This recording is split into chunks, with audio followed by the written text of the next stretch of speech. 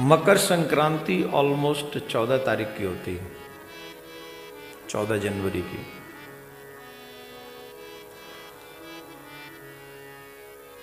मकर संक्रांति कहते हैं उसको हैं जब सूर्य मकर राशि में प्रवेश करते हैं। अब जब तक सूर्य भगवान मकर राशि में प्रवेश न करें तो मकर संक्रांति कैसे हो। इस पुण्य काल में किया हुआ कोई भी सुकृत, इस पुण्य काल में तीर्थ में स्नान करना चाहिए, तीर्थ यात्रा करनी चाहिए। इस पुण्य काल में ज्यादा से ज्यादा भजन करना चाहिए। इस तीर्थ काल में, शुभ काल में, शुभ मुहूर्त में मकर संक्रांति पे अगर कोई भजन करे तो एक माला का भजन कई मालाओं का फल देता है। इसलिए इस दिन आप लोग तो भाग्यशाली हैं कि आप तो हैं ही ब्रज में, आप तो हैं ही ब्रज में। आप कितने भाग्यशाली, आप तीर्थ पे ही हैं, तीर्थ में ही हैं। इस दिन गाय की सेवा करनी चाहिए, इस दिन ब्रह्म भोज करना चाहिए, इस दिन अपने हाथों से दान पुण्य करना चाहिए, हरि स्मरण करना चाहिए, भूखे प्यासों को भोजन कराना चाहिए, अपने आराध्य को स्मरण अधिक करना चाहिए। मकर संक्रांति पे किया हुआ पुण्य अक्षय होता है। धन्य है उन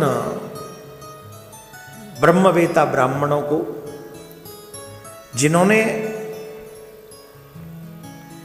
हम सभी को तिथियों के माध्यम से ये बताया कि कब क्या कैसे करना चाहिए।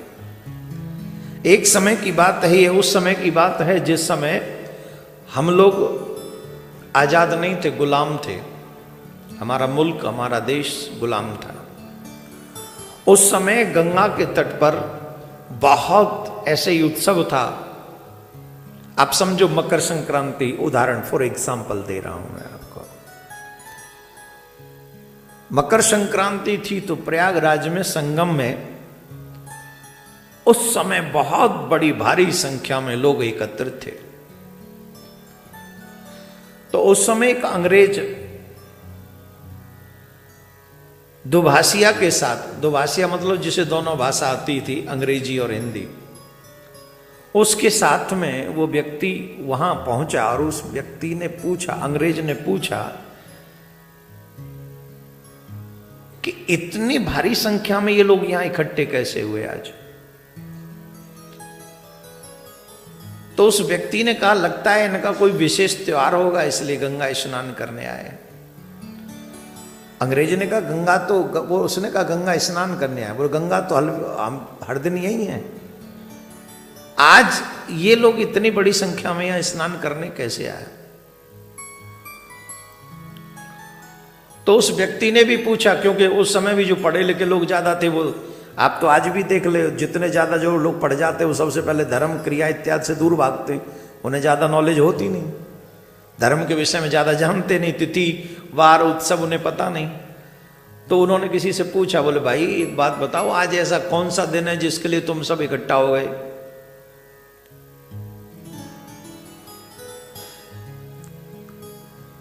तो उस व्यक्ति ने बताया कि आज मकर संक्रांति है, हम लोग इसलिए इकट्ठा हुए हैं। अब अंग्रेज का दिमाग, उसकी खोपड़ी, उसने कहा कि इतने सारे लोगों को एक साथ कैसे पता चल गया कि आज ही मकर संक्रांति। उस समय मोबाइल का जमाना नहीं, टीवी का जमाना नहीं, रेडियो का रेडियो रहा होगा, टीवी वगैरह भी उतनी नहीं थी। इतने सारे लोगों को एक साथ कैसे पता चल गया कि आज ही मकर संक्रांति है। तो उसने दुभाषिया ने फिर पूछा, भाई तुम्हें कैसे पता चल गया कि आज ही मकर संक्रांति है। तो उसने अपनी जेब से पत्रा निकाला, पुलिस पत्रा में पता चल गया, इस पत्रा में है कि आज मकर संक्रांति है। ये पत्रा में, पत्रा होता है आप लोग सब जानते हैं, इस पत्रा से पता चल गया। बोला हाँ, ये पत्रा लिखता कौन है। अब वो भागा, किसी ने एड्रेस बताया तो वो वहां गया।